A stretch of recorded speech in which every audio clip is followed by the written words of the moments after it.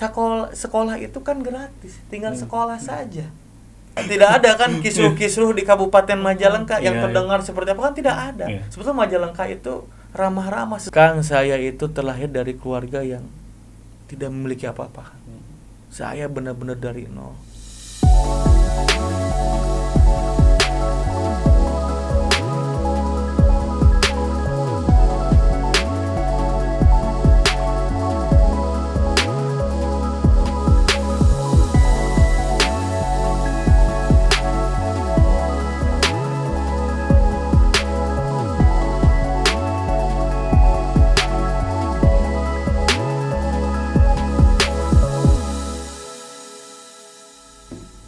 Assalamualaikum Tribuners, jumpa lagi dengan saya Taufik Ismail, wartawan tribuncirebon.com di acara Warung Pantura. Kali ini Tribuners, kami kedatangan tamu istimewa nih. Di samping saya ada Wakil Bupati Majalengka, Kang Dena Muhammad Ramdan. Assalamualaikum Kang Dena. Waalaikumsalam warahmatullahi wabarakatuh. Sehat Kang Dena? Alhamdulillah, hatur nuhun Kang. Alhamdulillah Tribuners. Kang Dena ini merupakan Wakil Bupati Majalengka. Beliau berpasangan dengan Pak Eman Suherman yang dilantik beberapa waktu lalu. Nih, Kang Dena, saya flashback sedikit mungkin ya Kang Dena ke sebelum pencalonan Bupati dan Wakil Bupati di Majalengka. Tiba-tiba ada muncul nama Kang Dena yang sebenarnya mungkin tidak diperhitungkan mungkin ya. Iya betul. Ya, jadi sebenarnya perjalanan Kang Dena jadi calon wakil bupati terus sekarang jadi wakil bupati seperti apa sih Kang Dena? Ya, pertama saya ucapkan terima kasih kepada Tribun yang mengundang saya untuk bisa berbagi-bagi pengalaman. Ya, sebelum saya menjadi wakil bupati, perjalanannya memang cukup panjang ya. Saya tadi betul yang disebutkan bahwa tidak ada di dalam nama-nama yang beredar calon segala macam. Saya itu memang pendukung Pak Bupati sebetulnya. Nah, dikarenakan mungkin setelah di akhir-akhir elektabilitas dengan popularitas saya naik. Nah, di situ mungkin Pak Bupati nggak saya dirinya gitu. Kebetulan saya di situ sebagai ketua Kadin Kabupaten Majalengka. Saya tidak lama, baru menjabat 1 tahun gitu kan. Terus saya juga sebagai ketua asosiasi kontraktor Provinsi Jawa Barat juga. Ya, alhamdulillah kalau berbicara pengalaman mah ada sedikit gitu kan. Berarti yang dulu yang itu yang nunjuk Pak Eman berarti ya? Udah sama Kang Dena aja gitu? Pak Bupati. Pak Bupati langsung. Ya, Pak Bupati, betul. Ya, kalau ngeliat tadi berarti background-nya kan sebenarnya Kang Dena ini pengusaha gitu. Betul, ya? Pengusaha. Kok mau gitu terjun ke dunia politik gitu Kang Dena? Ya, jadi akhirnya saya itu memiliki prinsip bahwa saya ingin bermanfaat bagi orang. Nah, saya menjadi pengusaha, saya bermanfaat bagi pekerja saya, karyawan-karyawan saya. Nah, terus kalau menjadi birokrasi atau menjadi bupati, wakil bupati itu kan ruang lingkup kebermanfaatannya sangat banyak, sangat luas. Jadi memang itu prinsip saya, tujuan saya. Jadi akhirnya saya ingin ikut berkontestasi dan ikut mengabdi untuk masyarakat Majalengka. Ada ini nggak dari keluarga, janganlah udah jadi pengusaha aja, atau justru dapat dukungan luas gitu dari? Kalau keluarga semua mendukung, mensupport, mendoakan. Gitu, alhamdulillah tidak ada yang melarang-larang jalan karir saya. Dan dari awal juga saya itu mandiri, ya. Dari awal saya bukan siapa-siapa, sekarang menjadi apa-apa, ya alhamdulillah berkat. Pertama kedua orang tua, ya. Yang keduanya keluarga saya, istri saya, anak saya, dan juga orang-orang yang mungkin mendukung, mensupport dan menyayangi saya. Gitu. Ya, kalau lihat di background juga kan sebenarnya Kang Dena tuh lahirnya di Bandung ya. Betul. Lahir di Bandung, Terus katanya tadi hijrah ya. Hijrah betul. Tahun 2009 itu. Betul, 2009. betul. Itu cerita hijrah ke Majalengka itu. Singkat aja. Saya lulus SMA itu 2007. 2007. Ya. 2 tahun saya di Bandung melanglang buana. Yang pertama saya kerja menjadi penjaga konter HP. Ya. Dari bawah berarti ya meniti dulu tahu mungkin ITC. Oh iya, Kebun Kelapa. Ya, itu. Setelah di situ saya karena paman saya kebetulan ketua asosiasi Provinsi Jawa Barat, ya, kontraktor, saya ikut karena tipikal saya tidak senang ada di zona nyaman. Nah, saya inginnya ada perubahan terus, ada peningkatan. Akhirnya saya ikutlah ke paman saya. Nah, di situ saya bekerja. Saya membersihkan lantai, muncek bahasa ayeuna mah cleaning service lah. Saya belajar di situ, tapi sambil saya melihat, belajar, mencari pengalaman, saya membuat berkas, saya berkomunikasi dengan para pengusaha yang di setiap kabupaten hadir ke Jawa Barat kemarin. Waktu dulu itu saya berkomunikasi seperti apa menjadi pengusaha. Nah, disitulah saya tergugah untuk ingin menjadi pengusaha. Nah, setelah itu kebetulan di kantor itu tidak ada siapa-siapa, ya, ibu bendahara tidak ada, ketua tidak ada, adanya saya di situ. Kebetulan ada orang Majalengka datang ke kantor kami di situ ingin membuka asosiasi kontraktor. Nah, di situ akhirnya mereka datang ke asosiasi kami dengan ilmu yang kosong, tidak tahu apa-apalah, ingin merintis. Nah, di situ saya tergugah, ya sudah, saya yang akan bantu di sana. Bukan saya bekerja, tapi saya akan membantu di sana. 2009 saya ke Majalengka. Ya, setelah itu saya membantu perjalanan asosiasi di sana. Saya bantu administrasinya, malahan saya bantu juga di lapangannya. Nah, disitulah pengalaman saya didapat, dan saya bertemu dengan orang-orang baik, orang-orang soleh, orang-orang hebat. Dan alhamdulillah, ya, 2012 saya bikin perusahaan, gitu. Nah, disitulah saya merintis dari nol hingga sekarang, yang tadinya saya menjadi pengurus administrasi, jadi direktur, jadi ketua asosiasi Kabupaten Majalengka, hingga menjadi ketua asosiasi Provinsi Jawa Barat. Gitu kan. Jadi benar-benar meniti dari bawah, ya, itu benar-benar ya Kang Dena. Betul, Kang. Sampai sekarang jadi wakil bupati. Ya, betul, Kang. Betul. Itu titik balik dari pengusaha ke politik itu tahun berapa berarti? Jadi 2009 itu saya 2009 akhir mungkin ya, saya sudah mulai berkomunikasi dengan orang-orang politik. Karena saya senang berkomunikasi, bersiraturahmi, terus berpolitik itu memang karakter saya, ya. Jadi saya senang gitu, berkomunikasi dengan orang-orang banyak.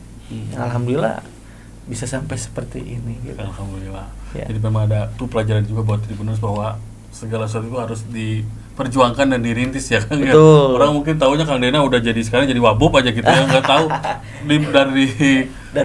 dari nolnya seperti apa. Iya. Nah, sekarang Kang Dena udah jadi wabub, sudah 100 hari ya mungkin ya. Kang Dena sudah 100 hari lebih. Terus visi misi Kang Dena dan Pak Iman itu adalah Majalengka Langkung Saya. Betul. Progresnya sejauh ini sudah seperti apa nih Kang Dena? Ya, progres yang kita laksanakan dalam 100 hari kerja, kita sudah melaksanakan banyak program, sampai 28 program, ya, yang dianggarkan oleh pemerintah daerah itu hanya 5 miliar. Sisanya ada yang tidak menggunakan anggaran, ada yang menggunakan CSR, ya, atau perusahaan-perusahaan yang ada di Kabupaten Majalengka. Dan alhamdulillah 28 program ini telah berjalan dengan baik, lancar, dan antusias masyarakat itu sangat responnya sangat baik.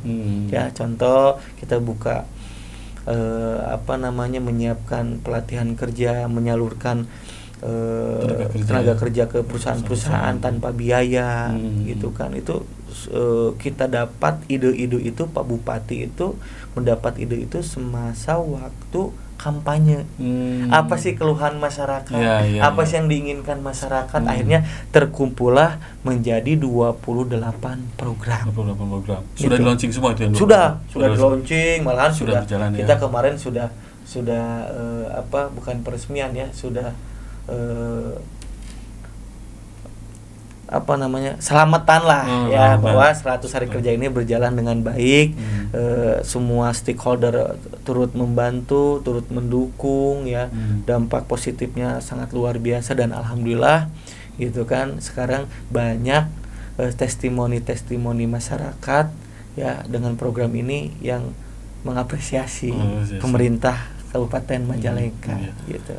Kan kita tahu ya bahwa ada efisiensi anggaran segala macam. Terus program Pemkab juga banyak gitu ya. Seperti tadi kata ada 28. Kebanyakan itu dan dari CSR gitu.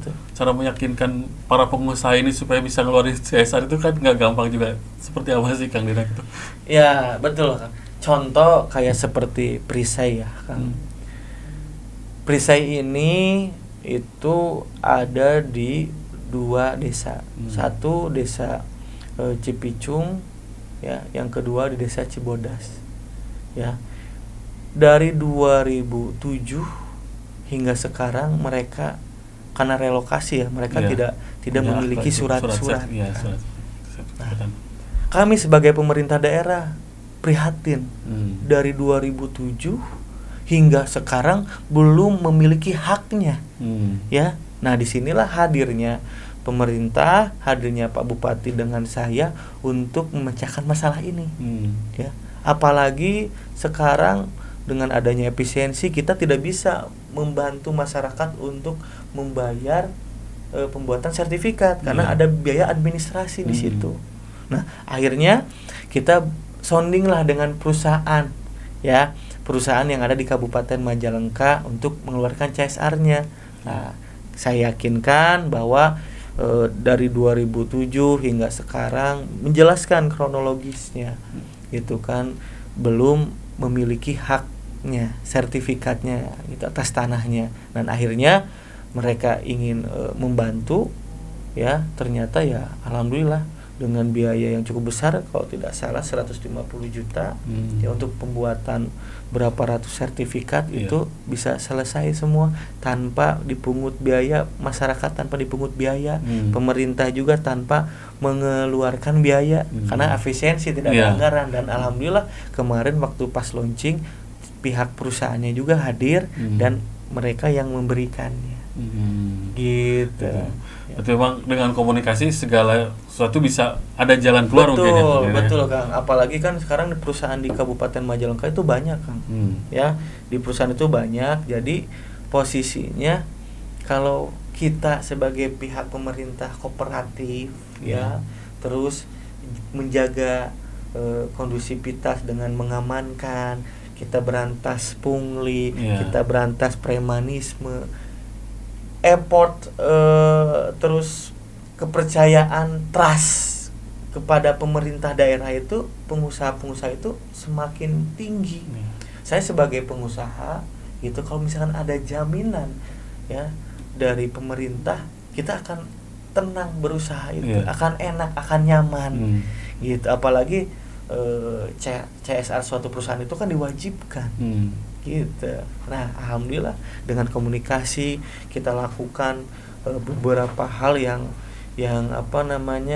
yang membuat perusahaan tenang, berbisnis nyaman. Ya gitu, kita buat program-program, kita buat regulasi yang sekiranya membuat aman, nyaman para investor, para pengusaha. Jadi alhamdulillah setiap kita melakukan kegiatan apapun, alhamdulillah para perusahaan itu support, mendukung penuh. Itu juga mungkin jadi salah satu potensi Majalengka ya Kang ya. Betul.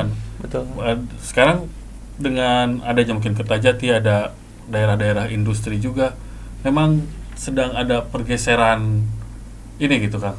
Apa istilahnya, dari dulu pertanian ke industri gitu. Ya. Jadi yang pertama kita jelaskan Majalengka adalah kota pensiun. Dulu Banget ya. Dulu. Sekarang Majalengka menjadi kota pertanian. Ya. Nah, dengan kemajuan zaman sekarang ya, dengan teknologi digital semakin menguat, otomatis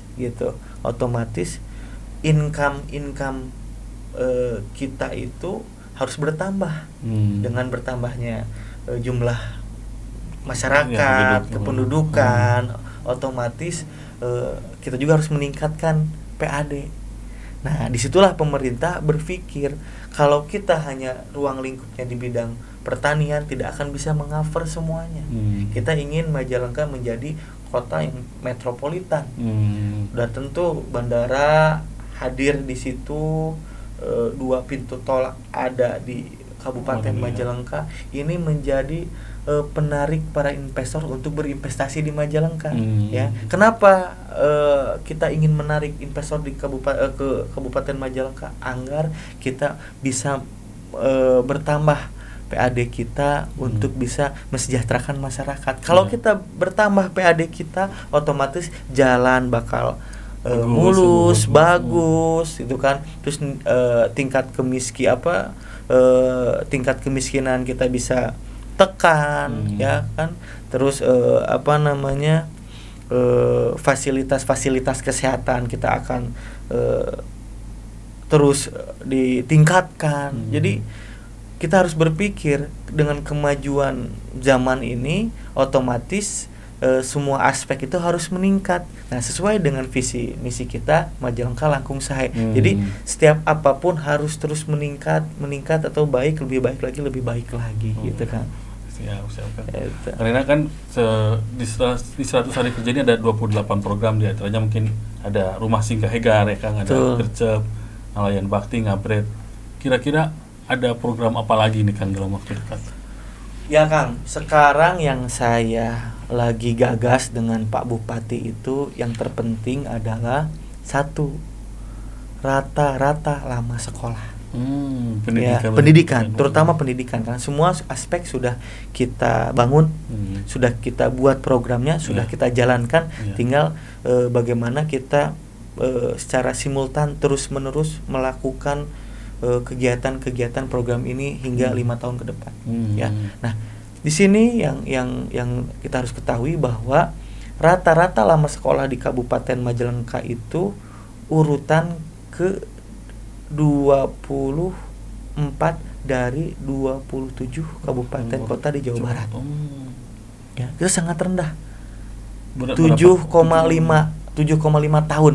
Berarti sampai kelas 1 ya, SMP kelas 2 tidak beres. Tidak beres. Ya, ini menjadi permasalahan yang kompleks. Kenapa yang kompleks? 1, tingkat kemiskinan di kita tinggi.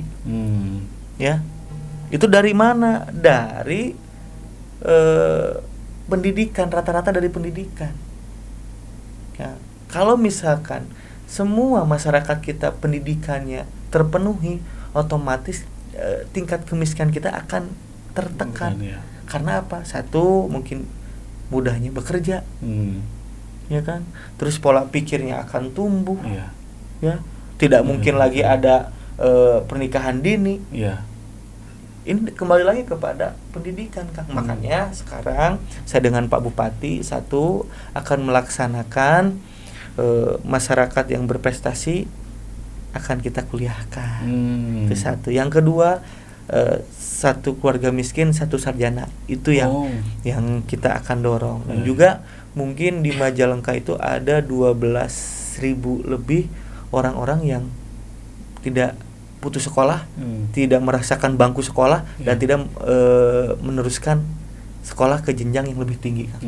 Nah, ini yang jadi PR gitu. Kemarin waktu Rapim kita singgung agar Dinas Pendidikan, DPMD, Disduk Capil, dan juga para camat harus bisa menginventarisir orang-orang yang mana yang pantas kita ajukan untuk mendapatkan 1 mungkin pendidikan. Kalau yang tidak bisa melanjutkan ke SMA, mungkin ada paket C ya. dan B mungkin untuk jenjang sampai SMA. Dan juga mungkin ada yang mau melanjutkan ke kuliah tapi tidak punya biaya, nah kita bisa fasilitasi itu. Itu kan kita sinergikan dengan pemerintah pusat, pemerintah provinsi dan juga kabupaten. Jadi mana yang di cover oleh pemerintah pusat, kita bisa fasilitasi. Nanti kita juga akan mengcover bila mana tidak dianggarkan, kita juga akan coba melihat anggarannya bisa tidak di cover oleh kita. Dan tidak lupa juga mungkin nanti kita akan meraih juga para pengusaha. Barangkali ada CSR untuk pendidikan ya. Nah, ini yang harus kita tawarkan kepada pihak perusahaan. Kalau database-nya sudah ada, ini saya yakin rata-rata lama sekolah ini tidak akan lebih rendah dari provinsi. Mungkin kita akan bisa lebih tinggi sedikit dari provinsi kalau ini berjalan dengan baik. Ya mudah-mudahan bisa berjalan dengan baik ya. Kalau harus perlu effort juga ya untuk bisa melaksanakan hal itu. Betul. Tapi kalau secara infrastruktur SMP sebenarnya sudah cukup atau masih agak kurang atau dimulai? Infrastruktur SMP menurut saya sangat kurang. Karena pemerintah sudah jelas ya, masyarakat siswa itu harus melaksanakan jenjang pendidikannya hingga SMA ya, dan itu gratis. Nah ini yang harus dimanfaatkan oleh masyarakat. Kebanyakan karena tidak memiliki ilmu yang cukup, dan akhirnya mereka berpikir anak-anaknya itu jangan sekolah udah kerja saja. Nah ini paradigma ini yang harus kita rubah. Pola pikir yang kita rubah. Sekolah itu kan gratis, tinggal sekolah saja, gitu kan.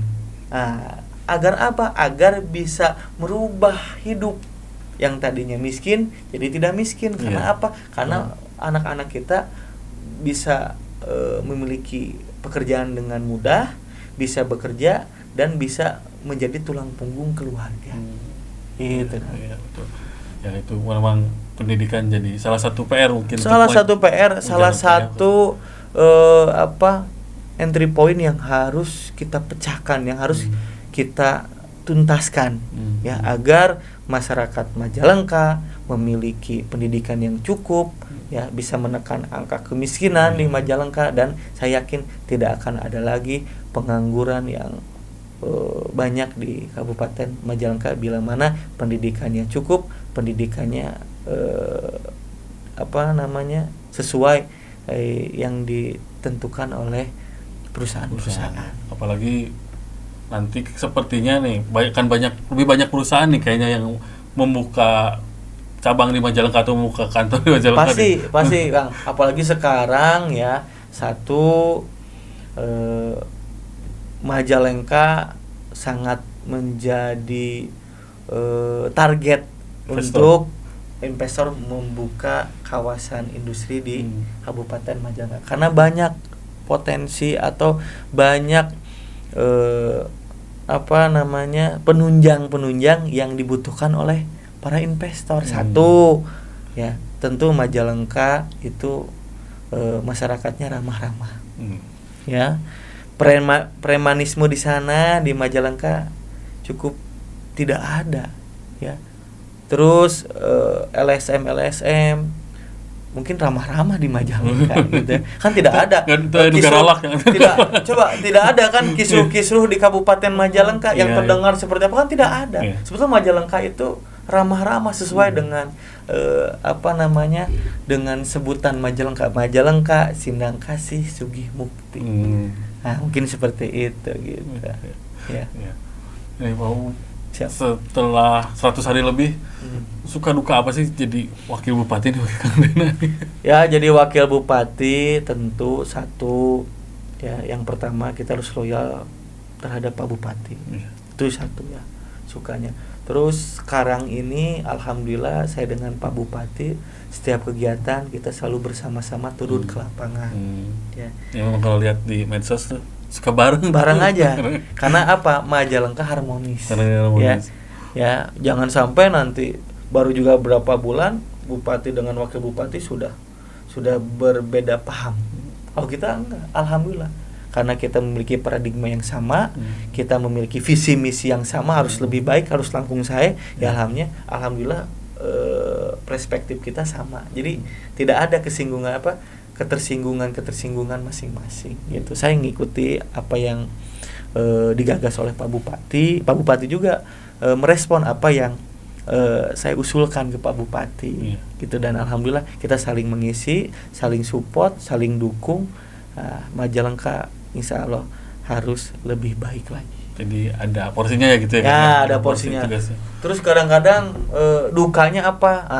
Ini Gema Insani nih. Kemarin Pak Bupati dengan saya, waduh, serangannya sangat cukup banyak ya, gara-gara pemerintah meminta kepada masyarakat, ya, pemerintah mencari keuntungan kepada masyarakat, gitu. Nah, memang awal ini yang namanya kita ingin melakukan kebaikan pasti akan ada hambatan, akan ada halangan, akan ada rintangan. Dan alhamdulillah dengan Gema Insani ini ya, di ulang tahun Majalengka yang ke-535 ya, kita telah mengumpulkan 2 miliar di setiap kecamatan yang ada di Kabupaten Majalengka. Di setiap kecamatan? Setiap kecamatan 2 miliar ya, bukan seluruh Majalengka? Bukan. Ya enggak, di 2 miliar itu seluruh Majalengka. Ya. Itu masyarakat itu ada yang nyumbang 2.000, dikumpulkan semua terhitung 2 miliar. Dan itu pun dibagikan ke masyarakat sekitarnya. Itu. Jadi saya ingin Pak Bupati dengan saya itu ingin ada momentum yang diingat oleh masyarakat yang menerima menerima sedekah, gitu kan, menerima sedekah atau diterima oleh masyarakat kurang mampu. Dan alhamdulillah saya ingin ini menjadi momentum, akan selalu diingat oleh masyarakat kurang mampu. Oh, ulang tahun Majalengka mah kemarin saya kebagian amplop gitu. Nah, saya ingin melakukan kebaikan bersama-sama. Gitu, dan alhamdulillah terkumpul hampir 2 miliar lebih, dan itu dibagikan kepada masyarakat, dan masyarakat saya mendengar antusiasnya bagus gitu. Gitu. Malahan ada yang meminta saya mau tiap bulan, ya alhamdulillah. Dan itu mah untuk pribadi masing-masing sebetulnya. Pemerintah hanya memfasilitasi. Hanya memfasilitasi, menggagas gitu ya, silahkan. Iya. Jadi ada sukanya, ada dukanya ya, seperti itulah. Tapi ini menurut saya ini mah dinamika di birokrasi mah sangat wajar, di pemerintahan sangat wajar, ada pro, ada kontra, tapi pada hakikatnya, pada dasarnya saya dengan Pak Bupati ingin Majalengka lebih baik lagi, terus ada kemajuan, terus dari tingkatan-tingkatan, dari semua aspek, dari semua stakeholder harus ada peningkatan yang lebih baik. Gitu. Kalau ketemu warga suka ada yang curhat ke Kang warga? Kang, saya ini di HP kadang-kadang kan HP saya dengan Pak Bupati itu disebar ke masyarakat. Nomornya disebar ke masyarakat, yang minta kasih, yang minta kasih. Kadang-kadang nge-WA ke saya ini, kadang ada yang buat beli sepatu gitu. Kadang ada yang cuman ngobrol ke saya, ngechat ke saya tuh, Pak ini jalan jelek, Pak masih ada pungli ya di pabrik-pabrik, Pak kenapa susah kerja gitu kan. Semua yang diterima cuman kebanyakan wanita, prianya enggak gitu. Nah, jadi kadang saya langsung respon. Saya langsung forward ke dinas pengampuh untuk bisa menyelesaikan masalah ini. Itu banyaklah permasalahan yang kita tuntaskan, dan alhamdulillah dengan cepat tanggap ini semua bisa terselesaikan. Yang datang ke rumah ada juga kan? Oh banyak. Kadang-kadang ada kemarin yang masyarakat yang sakit kanker darah mungkin ya. Beliau di cover oleh BPJS, tapi obatnya tidak. Ini ya makanya saya tadi komunikasikan langsung dengan Dinsos, komunikasikan langsung dengan rumah sakit. Jadi semua itu kalau kita respon, kita sampaikan ke dinas terkait, pasti ada solusinya, pasti ada jalan keluarnya. Gitu kan. Tapi nggak ada yang nyeleneh gitu kan, yang curhat gitu. Kalau kayak ke damkar kan bukan hanya kebakaran gitu, kadang curhat yang lain gitu. Kang Dena mah nggak ada. Ada kan, kadang-kadang ada, Pak, saya tidak boleh oleh orang tua melanjutkan pendidikan. Ada yang kayak gitu. Ada.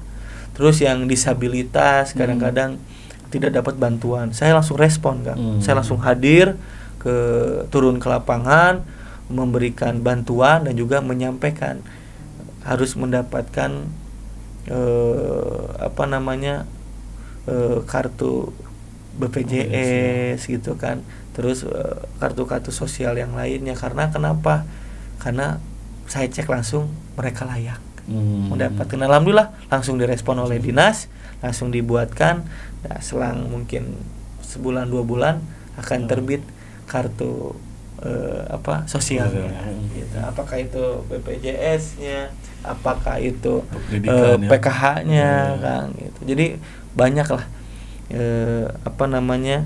keluhan-keluhan yang dilakukan oleh masyarakat, kita langsung tindak, kita langsung respon, kita langsung sampaikan ke dinas pengampu atau terkait agar bisa diselesaikan. Dan tidak ada yang tidak bisa diselesaikan, semua bisa diselesaikan gitu kan.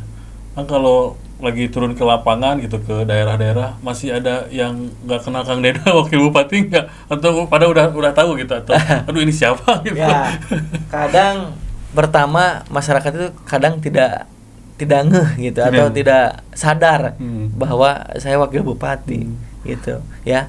Tapi saya di sini sudah memiliki prinsip, saya ini ya jangan memposisikan saya sebagai wakil bupati. Ya. Posisikan saya sebagai pelayan masyarakat.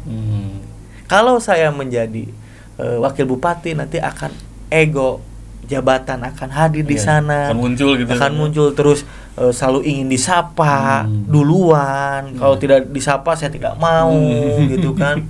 Ya. Terus yang keduanya pasti banyak akan ketersinggungan. Ya, makanya saya di sini saya tidak mengedepankan saya sebagai wakil bupati, tapi saya mengedepankan saya adalah pelayan masyarakat. Jadi kadang-kadang ada yang tidak tahu, lambat-lambat dia ngeliatin terus, oh ini mah Pak Dena tidak tahu gitu kan. Ya kadang-kadang tidak tahu itu mungkin masih ragu-ragu atau malu-malu, ini siapa gitu kan. Nah itulah gitu kan.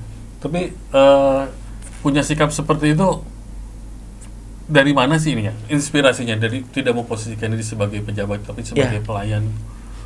Kang, saya itu terlahir dari keluarga yang tidak memiliki apa-apa. Saya benar-benar dari nol ya. Saya dari kecil sudah menjalankan puasa Senin Kamis itu dari kecil, dari SD saya kan. Ya, kenapa? Bukan karena saya ingin mengikuti Kanjeng Rasul sebetulnya. Ya, itu mah gayung bersambut. Tapi apa? Karena sulitnya mendapatkan makanan. Ekonomi gitu kan. Sulitnya ekonomi, akhirnya saya menerapkan udah puasa. Nah, di situ terlatih.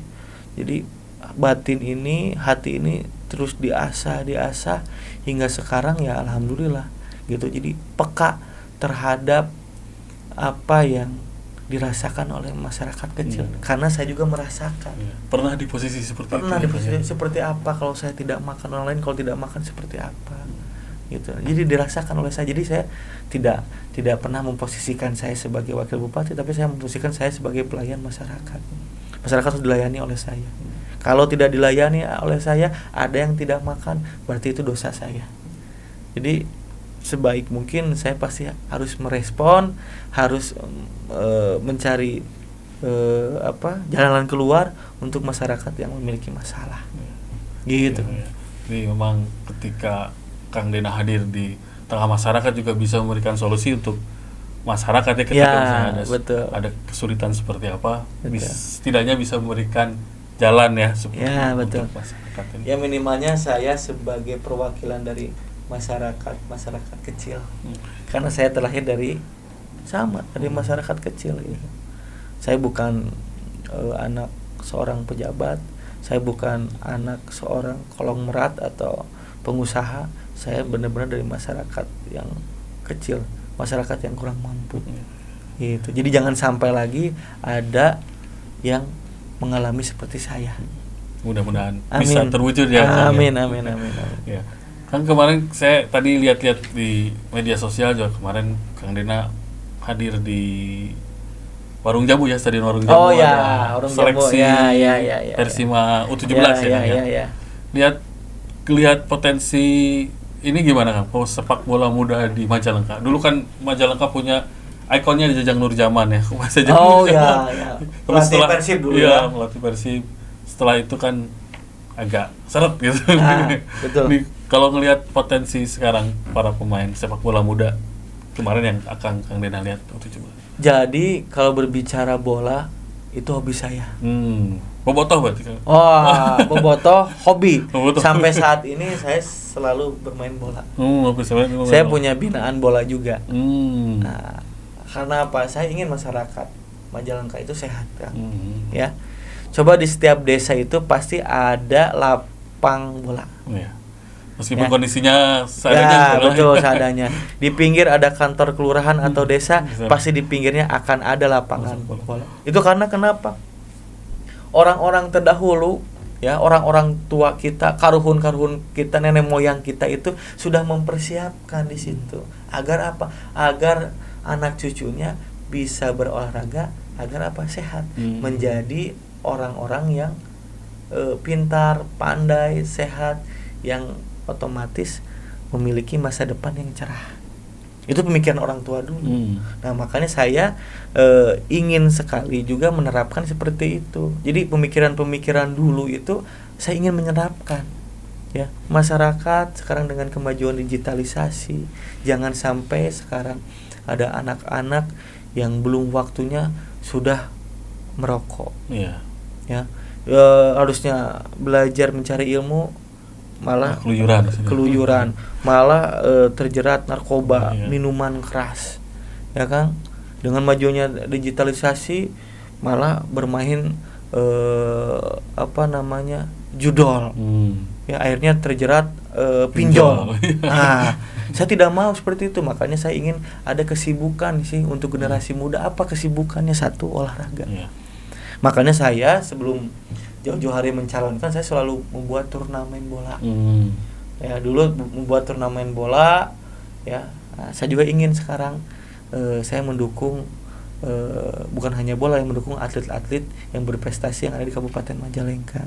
Ya, mungkin satu kemarin itu ajang U17 untuk Suratin, betul, untuk Suratin. Nah, saya lihat potensi Majalengka luar biasa. Malahan ada yang dari Cirebon, ada yang dari Kuningan, ikut seleksi di sana, ikut seleksi di Majalengka. Ya. Berarti apa artinya? Berarti mereka datang ke Majalengka itu karena apa? Karena antusias masyarakat, antusias pemerintahnya mensupport, mendukung. Gitu. Saya ingin sehat masyarakat Majalengka. Saya ingin terlahir atlet-atlet yang hebat di Majalengka, dan juga saya ingin menciptakan atlet yang profesional di Majalengka. Untuk apa? Untuk masa depan mereka. Agar apa? Agar bisa menjadi tulang punggung keluarga. Gitu kan. Memang secara stadion lumayan bagus lah, Stadion Warung Jambu secara fasilitas lapangannya ya Kang. Betul. Kalau dibandingin yang di Cirebon gitu. Makanya mungkin yang dari Cirebon pada ke Majalengka mungkin. Ya betul, ini hebatnya Pak Bupati. Pak Bupati sebelum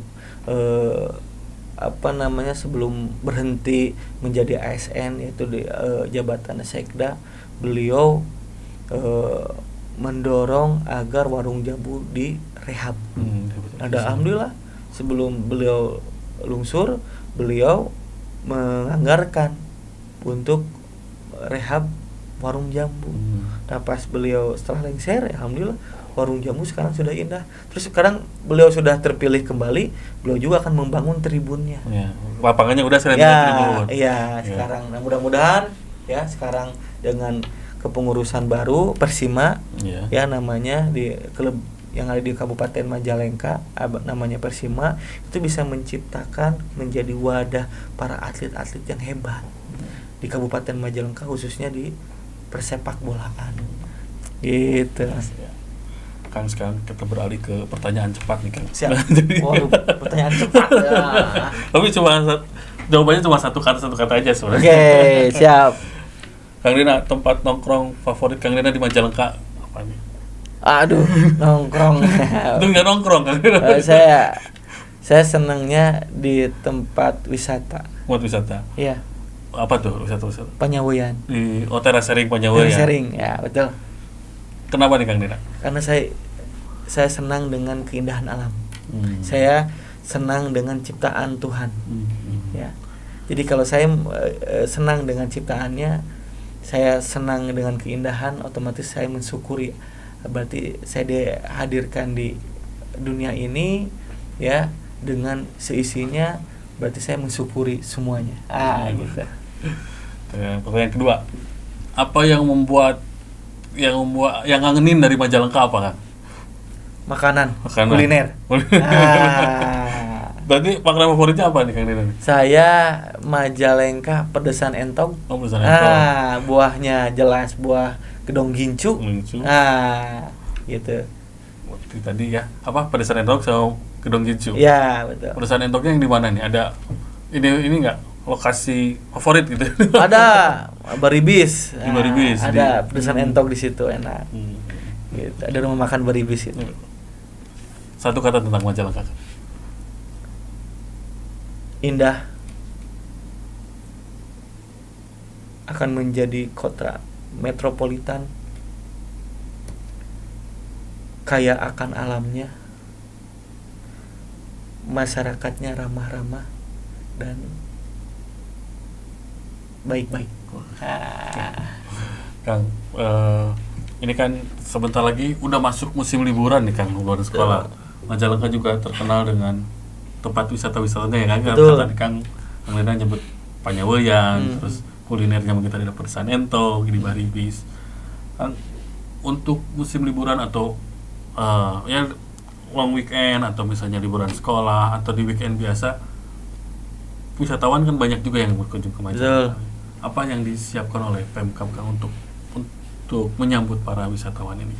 Satu, kita akan memperketat keamanan lalu lintas. Mungkin kita punya Pol PP, kita punya Disub untuk mengamankan jalur-jalur yang tentu rawan kecelakaan. Itu satu. Yang kedua, pasti tentunya kita akan mengunjungi tempat-tempat tempat-tempat wisata di Kabupaten Majalengka. Persiapannya seperti apa, kalau membludak masyarakatnya, jalan alternatifnya seperti apa. Kita akan mencari jalan-jalan alternatif untuk bisa lalu lalang agar tidak ada crowded di lapangan gitu kan. Gitu. Terus tentunya kita akan menginstruksikan para camat, para OPD agar bisa memfasilitasi mungkin ada jalan yang sekiranya harus diperbaiki agar tidak lubangnya terlalu dalam. Terus seperti apa persiapan panitia di dalam kawasan tempat wisata sudah siapkah dengan akan adanya para wisatawan yang hadir ke tempat wisata gitu kan. Terus para camatnya agar berkoordinasi dengan Perkopimcam kita juga berkoordinasi dengan Perkopimda agar semua kondusif, aman, lancar, terkendali. Kalau melihat ketika musim liburan Idul Adha kemarin atau Lebaran kemarin memang membludak kan ke Majalengka itu. Ya, kalau Idul Adha menurut saya tidak begitu membludak tapi waktu Idul Fitri kemarin saya lihat memang membludak terutama di tempat wisata. Setelah Idul Fitri mungkin plus 2, wah tempat wisata itu penuh lah gitu ya. penuh banget. Nah, apa namanya, jadi ada beberapa titik yang harus kita perbaiki infrastrukturnya. Ya, kita juga akan apa namanya, akan membuka jalan di wilayah selatan, ya, dari Cibodas sampai ke Lemasugi, ya. Nah, itu namanya Jalisma, ya, itu jalan lintas Majalengka itu. Betul, selatan sana kan. Jadi bisa lebih cepat. Nah, di situ pemandangannya, waduh, keren. Kalau itu dibuka, saya yakin banyak wisatawan yang akan hadir di sana, akan selfie di sana, akan botram di sana, dan juga pemandangannya tentu sangat indah. Masih ada hal-hal yang perlu ditingkatkan lagi. Ya, terutama infrastruktur. Nah, dengan keterbatasan anggaran di kita melakukan komunikasi, kita melakukan pendekatan kepada Kementerian PUPR, kepada Kementerian Keuangan dan juga provinsi agar bisa membantu terlaksananya program Jalisma, gitu, agar jalannya bisa tuntas dan tinggal sedikit lagi. Tinggal sedikit. Kalau itu udah tuntas, saya yakin wisatawan akan datang ke sana. Jadi bukan penyawean aja, tersering aja. Ada juga pemandangan yang indah nanti lewat selatan. Jalannya, waduh, keren, enak lah. Harus pakai, kalau sekarang mungkin masih harus pakai motor mungkin ya, Kang. Jadi sebetulnya sudah nyambung jalan itu, tapi ada beberapa kilo, ya, yang belum terselesaikan. Kalau yang lainnya sudah lebar, ada 10 meter di Lemasugi ke arah Majalengka itu sudah 10 meter. Dari sini juga sama, sudah besar jalannya, sudah diaspal, sudah bagus, tinggal menyambungkan. Ada beberapa, nggak akan mungkin berapa kilo lah, nggak lebih dari 2 kilo ya, itu bisa nyambung dan itu bisa digunakan untuk tempat wisata, untuk pemandangan yang indah. Berarti tunggu berapa bulan lagi nih, Kang? Ya, mudah-mudahan sekarang terrealisasi. Tahun depan sudah bisa dirasakan, sudah bisa dinikmati oleh wisatawan. Jadi tidak hanya ke Argasunya, Agapura ya. Ya, betul. Jadi bisa nanti ke Lemasugi nanti.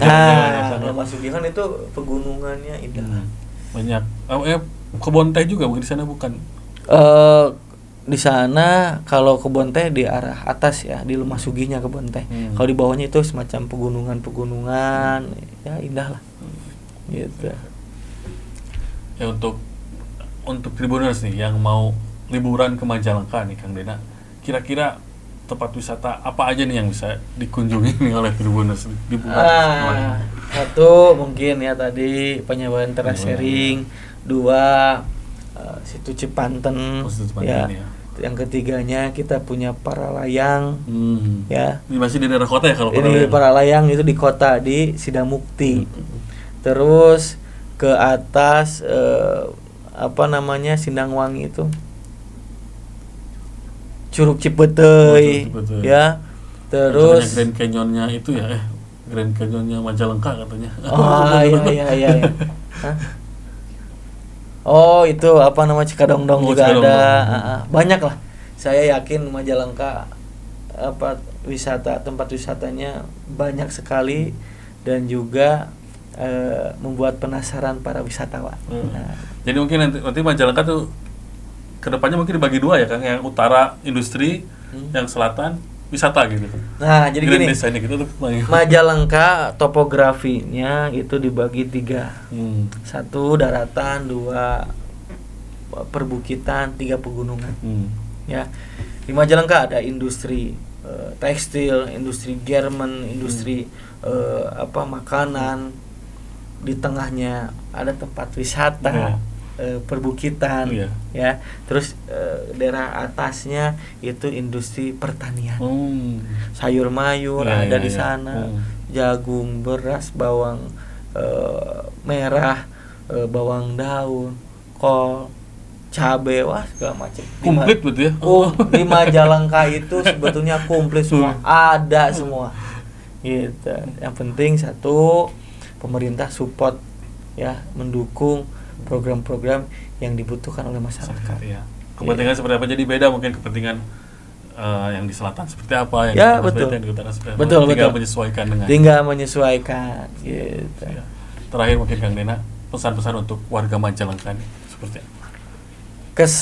Pesan-pesan buat masyarakat Majalengka, satu ya, dukung, doakan kami ya agar satu amanah, kedua bisa melaksanakan tugas-tugas sebagai bupati wakil bupati, yang ketiganya kita bisa mendukung, mensupport apa yang dibutuhkan oleh masyarakat. Saya ya ingin Majalengka ya angka kemiskinannya ditekan, semakin kecil, nilai penganggurannya ya semakin rendah gitu. Saya ingin masyarakat Majalengka sejahtera, masyarakat Majalengka religius ya, agamis ya. Saya ingin masyarakat Majalengka cukup pendidikannya gitu. Terus saya ingin menciptakan generasi-generasi hebat yang ada di Kabupaten Majalengka yang bisa go internasional, go nasional gitu. Dan juga masyarakat Majalengka jangan pernah kalah dengan kemajuan zaman. Ya. Kedah tiasa ngigelan zaman. Ya, digitalisasi harus kita ikuti, tapi jangan lupa juga dengan nilai-nilai budaya, nilai-nilai keagamaan. Itu yang penting, karena apa? Attitude, akhlak itu nomor satu ya. Suatu pesan yang bagus Tribuners ya, itu sebenarnya bukan hanya untuk warga Majalengka, itu bisa diterapkan oleh warga semua yang ada di Indonesia dan dunia. Kang Dena, terima kasih atas waktunya, terima kasih atas kedatangannya ke Cirebon. Itu dia Tribuners, perbincangan saya dengan Kang Dena Muhammad Ramdan, Wakil Bupati Majalengka. Nantikan saya di episode Warung Pantura berikutnya. Terima kasih. Assalamualaikum warahmatullahi wabarakatuh. Waalaikumsalam warahmatullahi wabarakatuh.